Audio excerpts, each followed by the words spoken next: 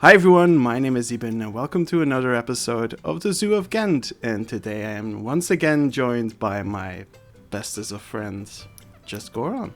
Hi there! Hello. I'm excited.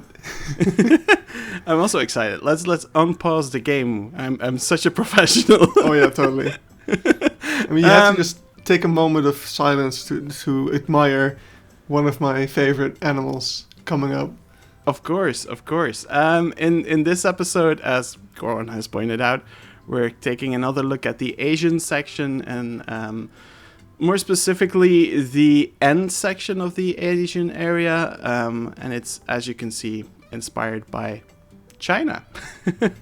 And we start off with this iconic exhibit. It's inspired by the one at Rotterdam, which you took me to a few years ago, I believe. Yeah, and we've been back there once. Yeah, we've been back there once already before as well. It's one of my favorite ones in real life, and I had to recreate it. Yeah, but there's something really strange walking with my pandas here. Yes, that's a black panda. That's a new species that was discovered. It's the Chinese Serrow. It's the original exhibit in Rotterdam has these animals shared with Tufted deer, I believe. Yeah.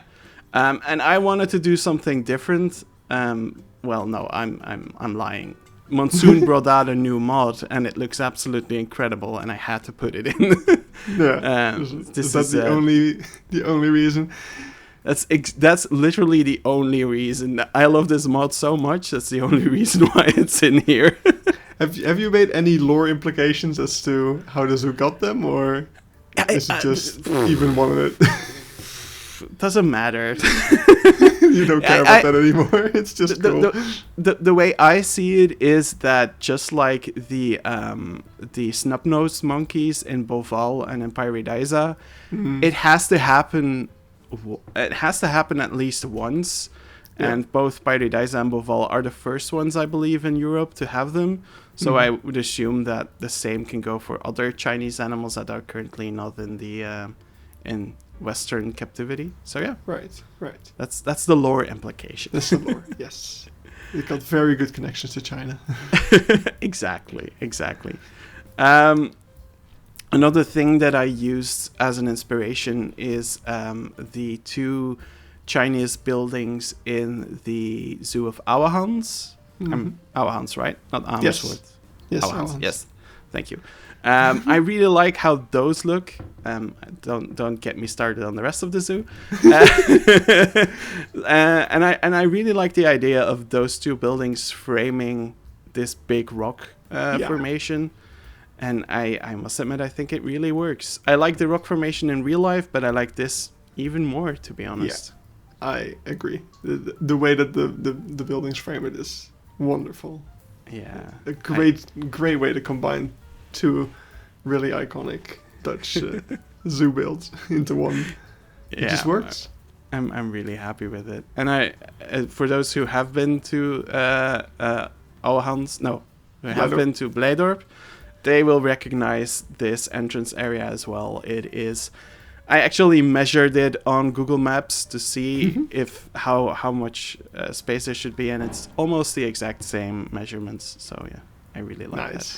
Yeah. The one thing that I really enjoy about this area is that you still have this little sneak peek into the elephant exhibit. And it's just like one of those things. Most people aren't going to spend their time here, are not going to come here and watch it. But people like you and me, we would go in here and we'd spend hours trying to get a good shot. This is, I mean, who knows? Maybe this is the secret place where you can get the best shots of the elephants. Who knows? Ooh.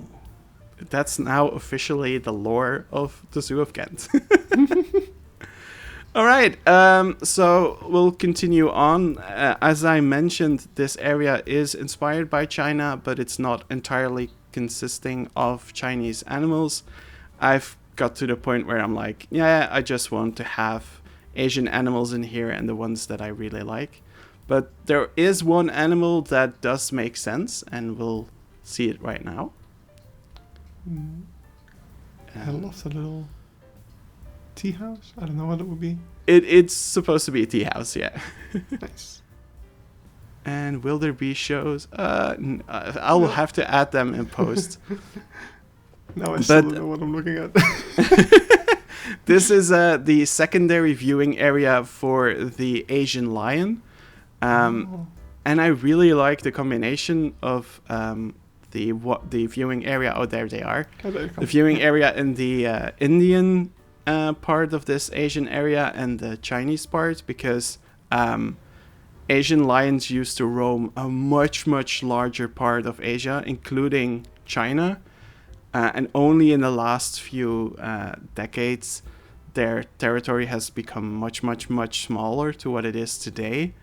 And yeah, I like the idea of introducing that piece of knowledge to guests.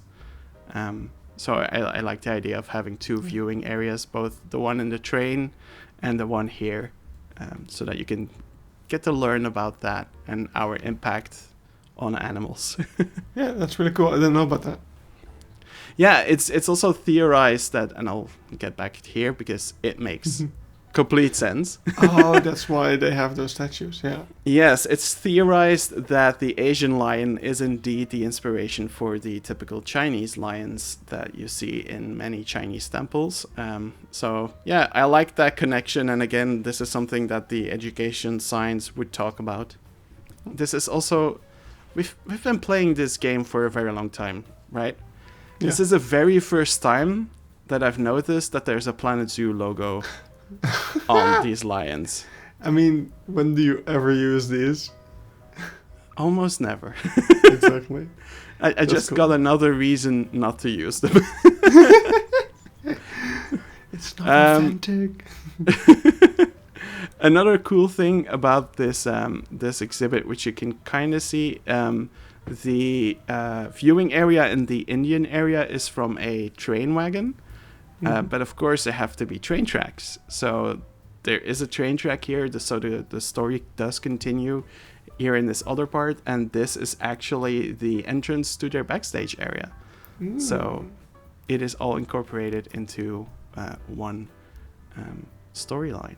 And I know that it's possible to have lions with a train because they do it in Bellewaerde. So I'm not going to say that that Bellewaerde is the peak of animal husbandry or anything, but at least it works over there. But yeah, as you mentioned, there's this little tea house here. Now, because of the pieces that I used, I couldn't really do an interior, and as you can see, the guests need a lot of bathrooms, so I just plumped in a bathroom here. Nice, good place to hide it. Yeah, I had to hide it somewhere because for some reason the guests in this game really need bathrooms like every 5 seconds. It's I've been noticing annoying. in Key Park. I need to add a few as well. Yeah, it's slightly annoying and something I hope they will change for the sequel. There is another cool view here, which I really like, and because it already gives you an idea of the next exhibit. And that's this view. I love these kind of things. That orangutan is up in the tree. That cool. Orangutan is up on the bamboo. Oh. For some reason, they're up on the bamboo. I don't get why. That's the same for the Siamang, by the way. Yeah, for the Siamang, it looks kind of okay, even though this would not work.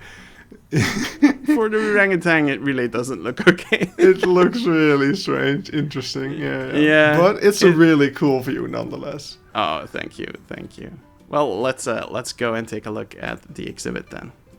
Yeah. So one thing that I also added here, when you do these kinds of funky paths, you often have to do custom railings.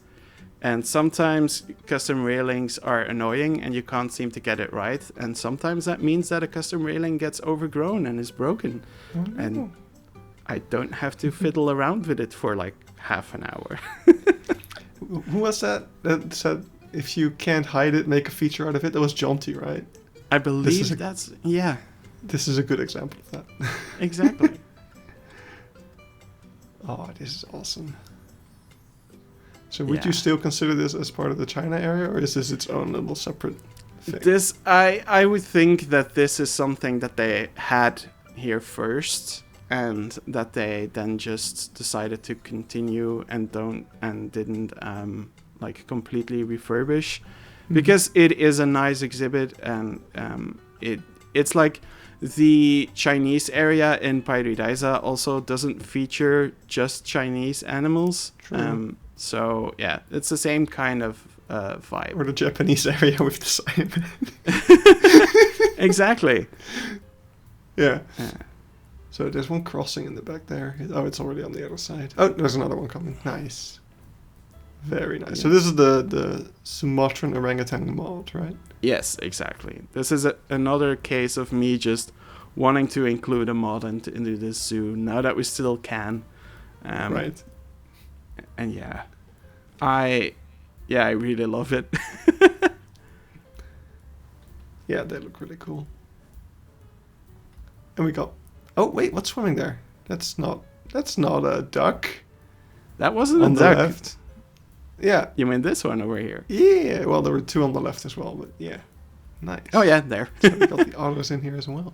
Yeah, so it's the same idea as in Paradise. I already have an Asian small-clawed otter exhibit in the other area of the zoo, but the idea would be that they have such a large population that they need to have two exhibits, and this combination works so well in real life that I just had to include it here as well. Yeah. Very cool. The building in the back as well, just... Yeah. That's really awesome.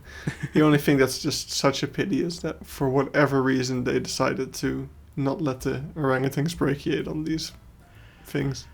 It's so annoying, and even the Siamangs don't use them to brachiate, but there weren't any other thin pieces that both the orangutans and the Siamangs could climb.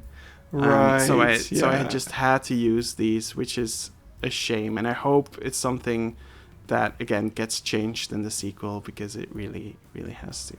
Yeah. So the orangutans can't use the ropes then? Or? No, they can use the rope, but they can't. No, I don't think they can use the rope. Yeah. I think they're considered too heavy to use the rope pieces. Ugh, stupid. Yeah.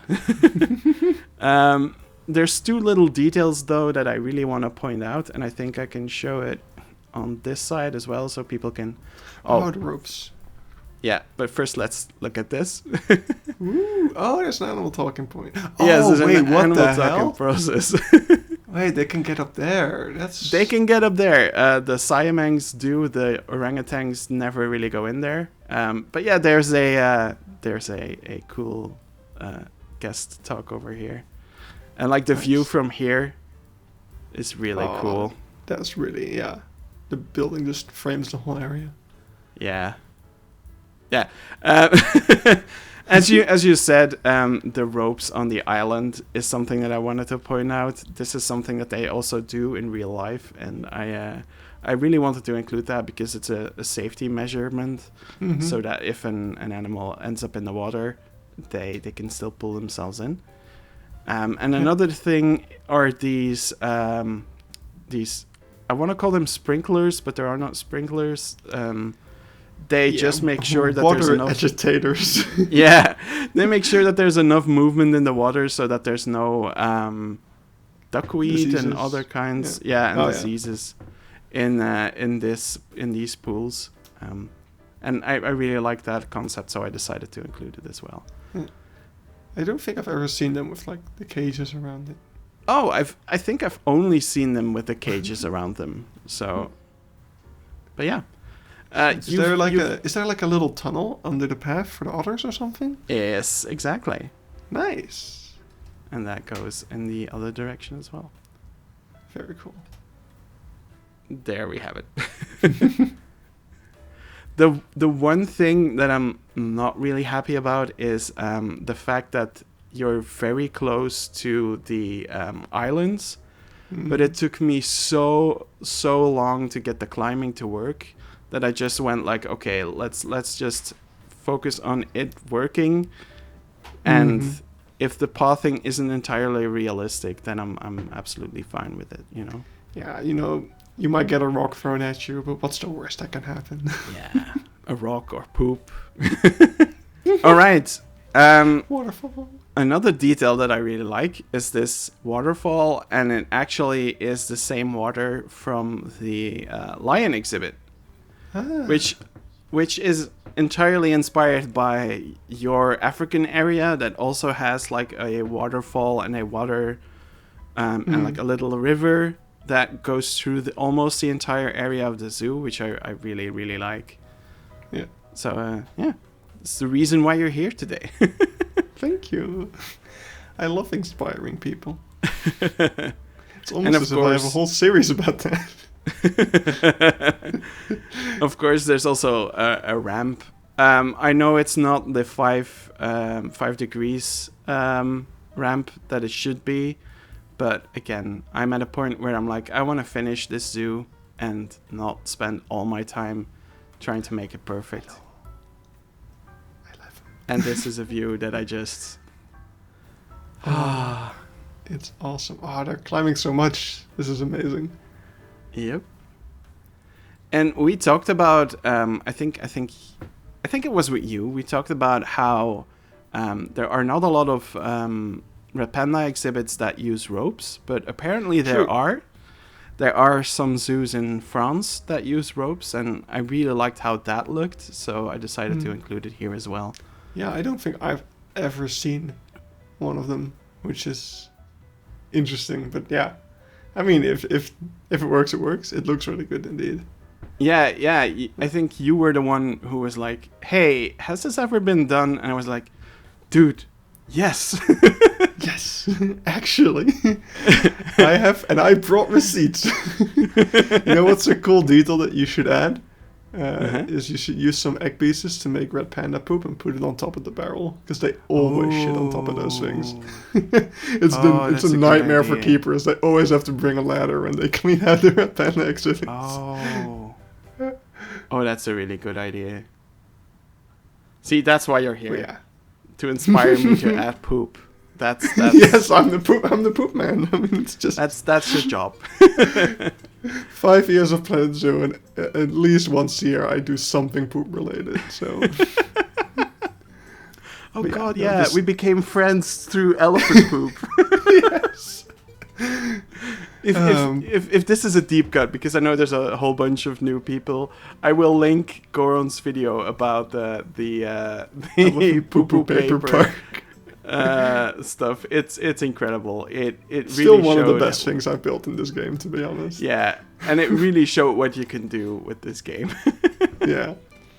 But yeah, this exhibit as well is just amazing. There's so much. I love all the foliage, the ground cover. You did a great job. Thank you, buddy. I'm really happy with the result as well. All right, let's continue. I think this might be the last exhibit. This might not be. It depends on how far we get. Yeah, exactly. But yeah, this is one of the big ones. More already pandering see to China to get some other cool animals. You can already see I forgot to close the fence over here. And this is, of course, the giant panda exhibit. Yeah. So what I love here is how you took the buildings from Auerhans, but your exhibit is clearly more inspired by Paradise. Yes. I did try to recreate the climbing frames from Auerhans, but I must admit it was really difficult to make it work and make it be usable by the giant panda, which is also a giant pain in the ass sometimes. So yeah, I had to compromise, and this is where we ended up. I think it's awesome. Go ahead. I love it when people don't just take one exhibit as an inspiration, but like take elements from multiple things. That's also why I like making the inspiration videos with all sorts of things, because you never know which part of an exhibit sparks that bit of inspiration and being able to combine multiple things to create something unique again. So yeah, that's just really awesome. Oh, thank you. See, that's what you get. He's like, you dare drag me outside, I'm gonna ruin your video. But yeah, to answer your question, these are indeed the driftwood pieces. You can create really cool climbing frames like this with them, and yeah, it just works. And they can walk on it, and it's without any problem. Very nice. I have some feedback for Frontier, by the way. The panda poop is way too brown. Like, panda poop should be bright green. All right, we'll put it on the list and we'll send it to Frontier. Yes. Hey, Frontier, when you're working on the sequel, get better panda poop. Yes, more accurate panda poop, please. I can send you a video I took of one shade. We're not gonna go inside of these buildings yet because it's not all finished, and I do want to keep it for when it's entirely finished. But I'll take you to the last part of the exhibits here. Ooh. Yeah. And you'll probably also recognize that building. Yes. It's exciting. We're back in Blijdorp. Yep, exactly. We are back at the Red Panda cabin, I believe, in Blijdorp. Mm-hmm. But over here, it gets us another view of the elephant exhibit. That's really cool. Yeah, in Blijdorp you get an extra view from the of the rhinos from here. So just change it out for another Bachyderm, it's fine. Yeah. Really and cool.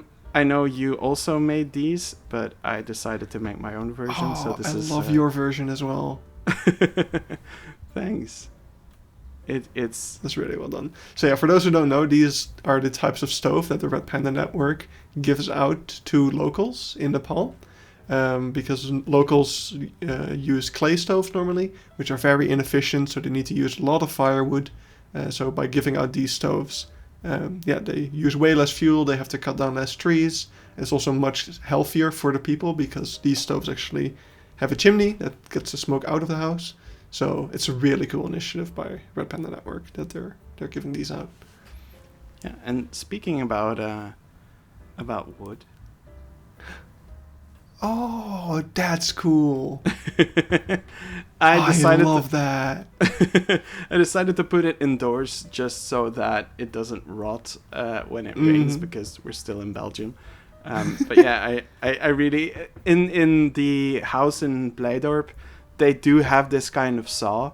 And I just thought, like, how cool would it be if it was a thing you could do in here in real life? And it, of course, would be a fake log. So dangerous. It would be a fake log. It's like not a real saw, but it's like you can go move it around. Yeah, you can move it around. I did try to make the book that they have in Blijdorp. If you haven't seen what that looks like, go on Zoo Chat. There are really cool pictures of that. But that took me way too far, and it just didn't look nice. So this is another interactive thing. Sawing wood. I love it. I would love to steal this. It's really good. So yeah, and it's so simple as well. It's really simple. Yeah. The lead pieces, everyone use them. They're Don't really sleep cool. on those. Don't sleep on those. Yeah, this is the final view you get from the Elephant Valley, and I've actually spent like 10 minutes here, just sitting and watching the animals. It is. I would probably do the same in real life. Sometimes we forget how beautiful this game can be and how much it feels like a real zoo. Totally. Yeah. Yeah. This is all right. I love how the view gets ruined by the roof. Very realistic. Yeah. I didn't have that roof at the start, but then I was like, no, I have to bring it back to a zoo level at some point, and that just felt like, yeah, that's what we're gonna do. That it has to be like that. So yeah, I feel proud about ruining that view. All right. Well, one last exhibit, and then we'll we'll see you in the next episode, which is the Takin exhibit. Iben's favorite. We got both our favorite animal in one video. Oh, that's awesome. And there is a whole bunch of them, and none of them are here, obviously. This is really cool. I love how you're bringing back the same kind of rock structure. Oh yeah, thank you. As you can see, it's still work in progress. Don't look at that. And we got... so you did bring back the tufted deer as well. Yes, I did want to bring it back. It's a really nice animal. And both the tufted deer and the takin can get up on this rock right here. Oh, that's awesome. Yeah, and pooping, of course, because that's... Of course. The thing. One thing that I really, really enjoy, and I'm gonna get out of guess mode here, is if I zoom out, the safari is really, really close. And that's cool. That's so well hidden. You can't tell. Nice. Yeah. So yeah, I think we talked about this in our Discord as well. I'm getting very close to finishing this Asian area. I still want to do a secondary giant panda exhibit on the backside of the Chinese houses for the for probably the male giant panda, and I still need to clean up some of the backstage buildings. But yeah, I'm getting very close to finishing this area as well. I feel proud. Yeah, you are going like a train, man. I don't know what's gotten into you, but you were making true to your promises that you made in your scrap videos or scrap zoo video. Because yes, I really want to finish this one, and I've decided to cut back on some things. Like when I was watching Key Park, in the episode that we did, I got a little bit jealous because I felt like, I'm not putting as much detail in my zoo right now as I could be, but I felt like I can't do that on the scale that this zoo is going to be. No, exactly. That's one of the reasons why I made Key Park a smaller zoo, is so I can allow myself to do that stuff. And even I need to cut back because, I mean, progress is super slow. So. Yeah, and also, like, we've come to a point where both of us, we've made so many backstages already that you get to a point where you're not like, I don't want to do it for every single animal again. Mm-hmm. It doesn't like, it's nice to have a cool, fully detailed backstage, but like, once you've done a bunch of them, you don't feel like doing them for every single animal in the game. Yeah. Exactly. So, In Key Park, I had the thing where it's like, it's a challenge because I have such little space. Like, how can I fit in the backstage? But then it became too much of an annoyance as well. So it's like, no, okay, we're just gonna focus on the things I enjoy. That's how it should be, because this is a hobby. Exactly. I've learned a lot from that as well, from that sentiment as well. So while we're in the aerial view, by the way, I just wanted to see... So you can also go to the right around the Red Panda exhibit. It's like a shortcut to the pandas, right? Yes. So. Oh wait, that actually goes to the viewing hut. Ah, now I see. Yes, exactly. So that goes there.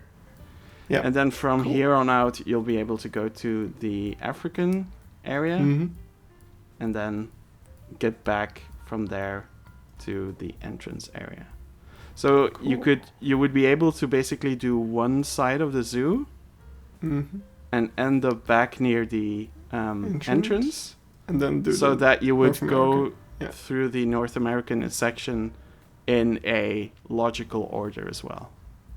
Oh, that's an interesting layout. Nice. Yeah. Very It cool. is growing organically, and instead of planning it to grow organically, I'm letting it grow organically. And then you get that kind of stuff, and it's like, wait, that actually works. Out. Yeah. So yeah, very cool. Thank you.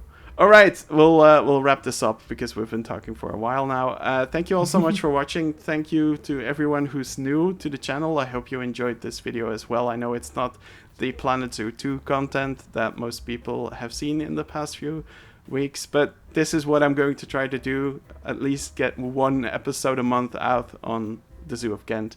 And as you can clearly see, there are 2 projects in the work right now that will be featured in the episode, probably. At least one of them will be. Well, I look forward to it.